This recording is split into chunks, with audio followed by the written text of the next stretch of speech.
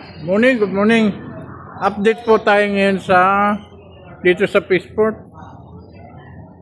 4:20 ng umaga mga boss. Ang dagat ay kalmado na, okay na. Natapos din yung bagyo. Yan, kalmado na mga boss ang dagat. Pero hindi pa lumawat yung barko. Yan, hariyan pa yung mga pangmalakaya mga boss. Update ko sa inyo yung sitwasyon ngayon sa Peaceport. Yan ang sitwasyon ngayon. Pwedeng gumawa ng race track o ano ba? Walang kaharang-harang mga boss. Pag-ikot natin dito, gayon din, diretso rin. Yun. Yeah. Ganun ang nangyayari mga boss pagka may bagyo. Hindi na matapos ang bagyo.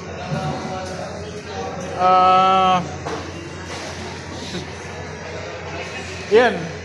Kasi kahapon po walang pumalaot. Gayon na nangyayari. Okay?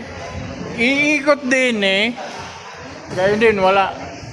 Yan, kalmado na ang dagat. So maganda ngayon pagka wala nang alon.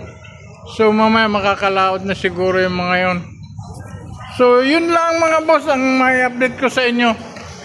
Thank you. Ngayon yung 23 Martes ng